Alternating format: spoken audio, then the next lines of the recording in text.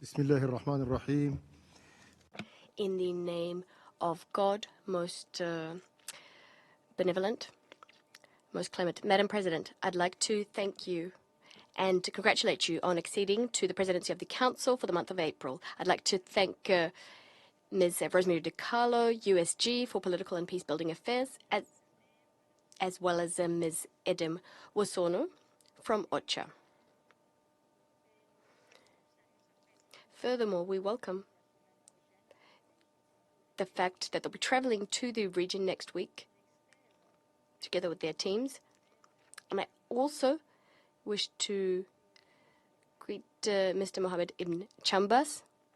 Everyone in Sudan knows Mr. Chambas because he has already worked on the conflict in Sudan as head of the mechanism on Sudan. Thank you for your briefing.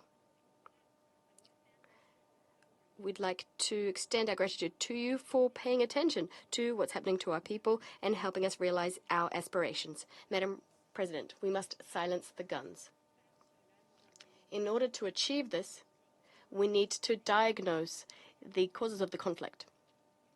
To that end, we need to talk about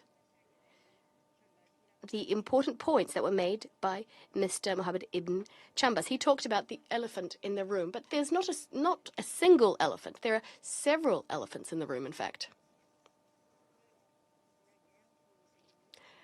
I must say that the war that began in my country is the fruit of confusion and a deliberate escalation fomented by the Rapid Support Forces, the RSF, and their political allies. This reached its peak in 2023 when vassal forces from Darfur were sent to Darfur, and this without the authorization from the Supreme Command of the Armed Forces. Tanks and armored vehicles on 10th March went from the Zak area to other parts of the country. Also, 80 armed vehicles were sent to the Marawi area without permission. There were also Egyptian officers there. External and internal parties insisted on obstructing the reintegration plan that was designed for a 2-year period. And this was done with the aim of maintaining a parallel army, parallel to the SAF, the Sudanese Armed Forces. As a result, we saw an alliance which decided to take armed action and enact a military coup. They received support from regional sponsors who are trying to do their utmost to manipulate Sudan and to secure its wealth. Satellite imagery, which cannot be forged, which can be photoshopped. In fact, an expert analyzed these images and confirmed that 15 military armored vehicles entered the operations center, the former headquarters of the National Conference, and also entered the home of the commander of the RSF. Furthermore, other military equipment on the 12th and 13th of April, other military equipment and armored vehicles were used across various regions. This is an unprecedented figure. 58 armored cars entered the Soba camp, controlled by the RSF, the Rapid Support Forces. What's more is 182 armored cars entered the various areas I just mentioned, although there are only 2 armored vehicles and 2 tanks outside the house of the Sudanese president, or rather the president of the Sovereign Council. So you can see the imbalance there based on those figures. Clearly, one party is trying to grab power. As we're talking about the situation, well, the war began a year ago, and it wouldn't have begun without the support of the UAE. The UAE supported the RSF It provided military and logistical support to the forces, the RSF, as well as media support and political support. We have proof of this. We have all of the necessary information, and in fact, we've transmitted this evidence, submitting a complaint against the UAE with the report to the Sanctions Committee, the 1591 Sanctions Committee. The result is the current imbalance. It's not the fault of our military. In Darfur, women and children have been raped. They've been subjected to sexual violence on the part of the RSF.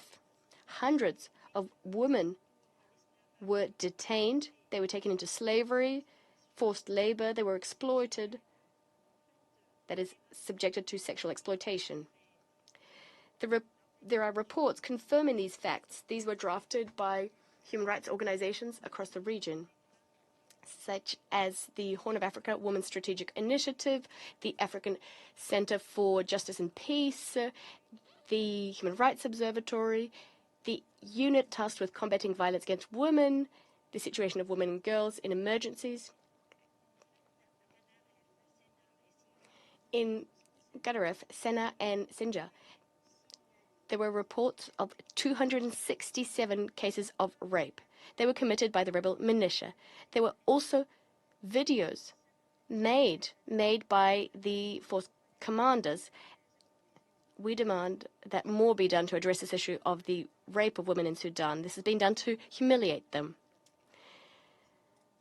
The war against Sudan, its people, its government, and its armed forces began a year ago. It's also a war against Sudan's women, girls, boys.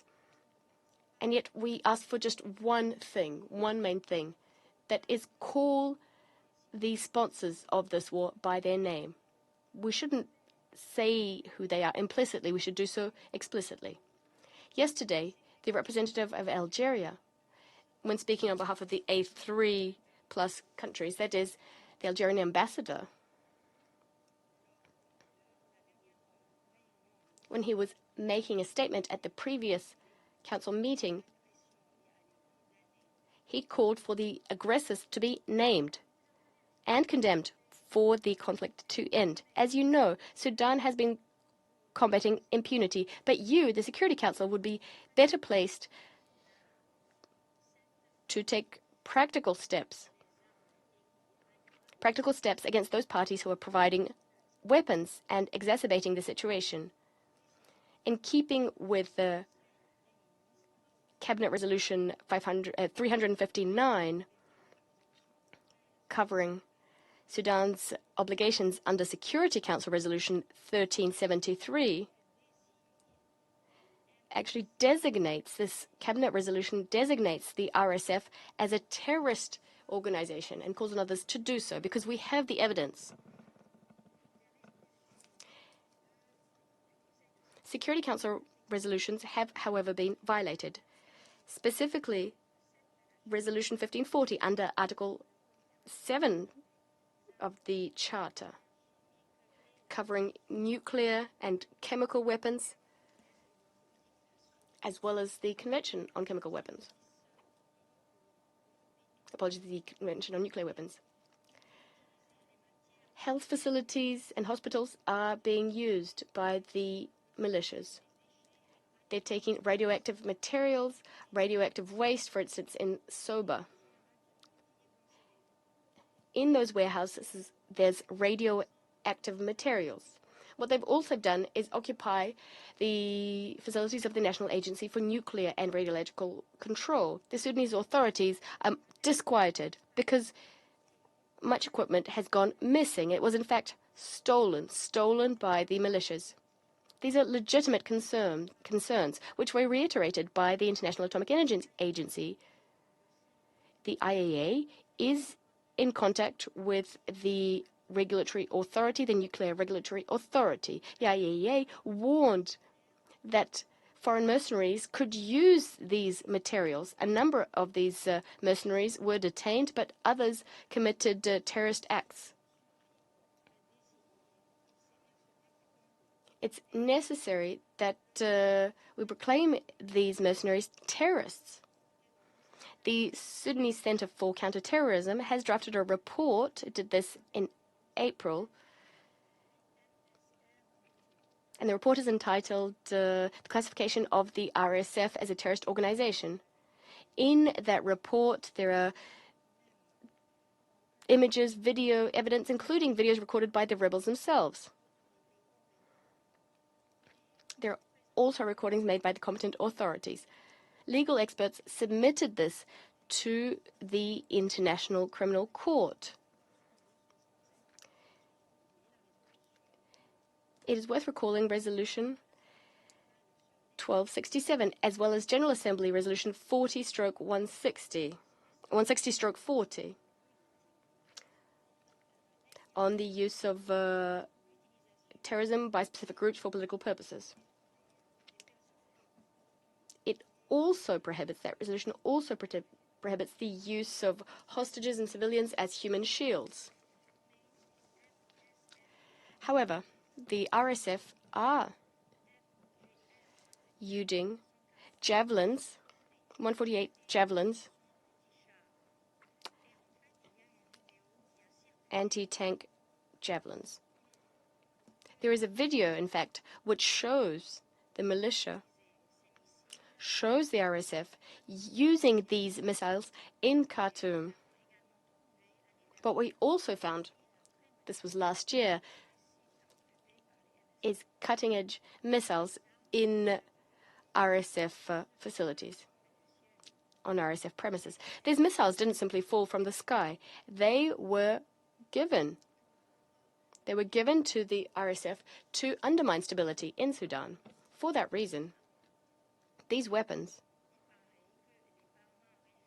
it would appear that the regional sponsors of this war have decided to give these weapons to the militia to help them wage this war.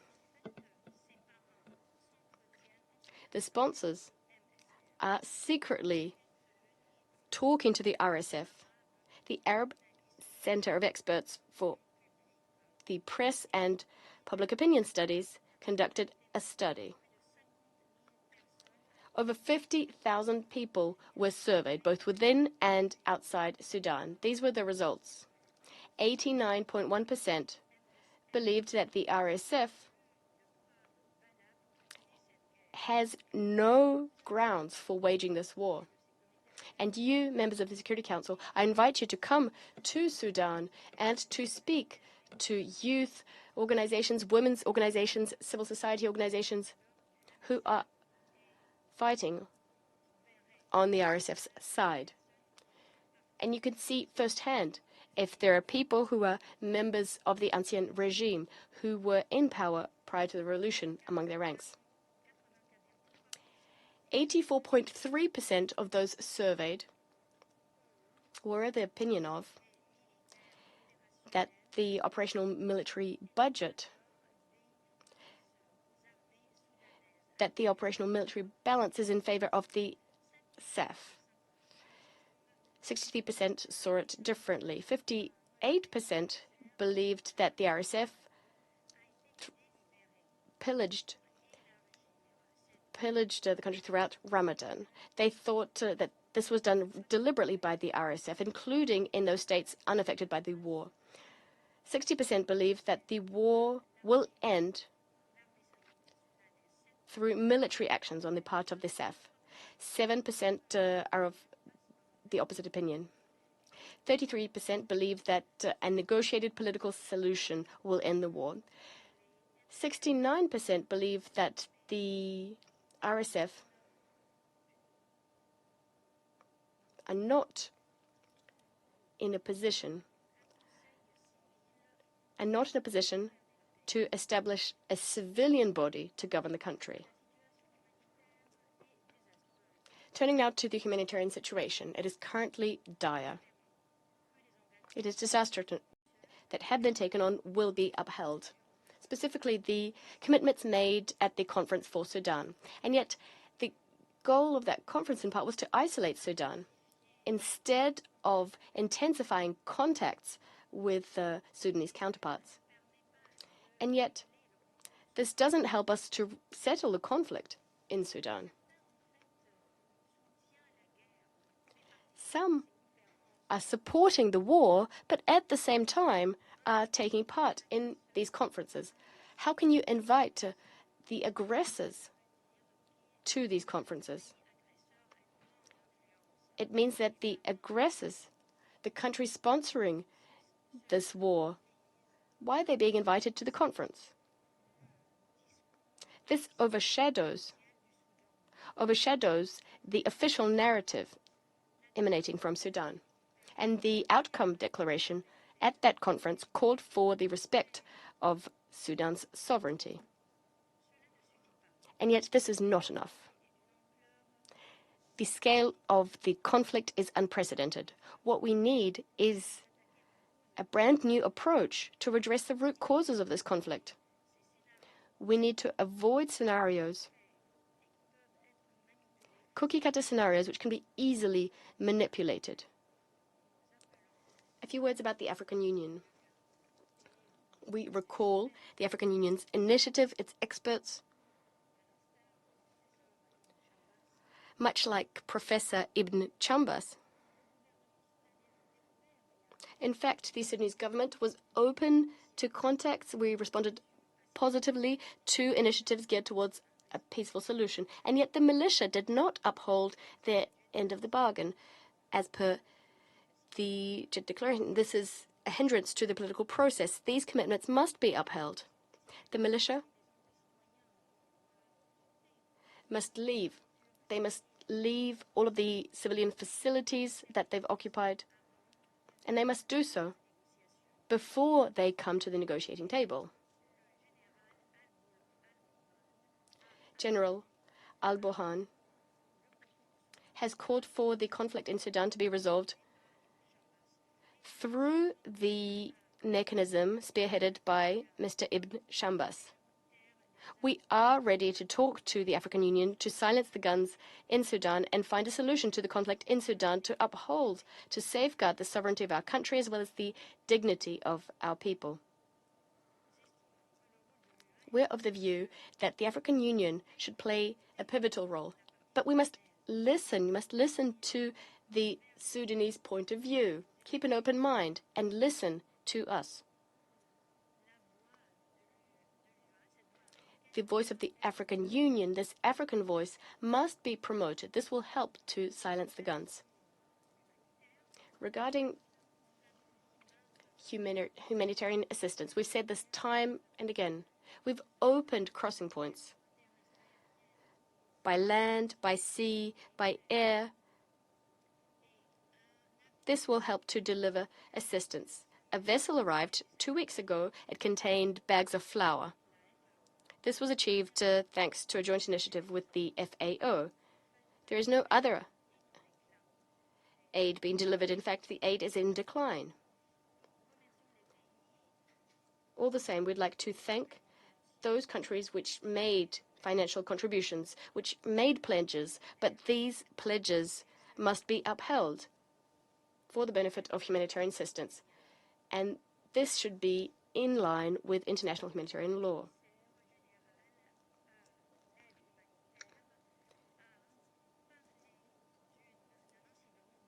There was an incident reported, an incident whereby the RSF intercepted a humanitarian convoy in Malet.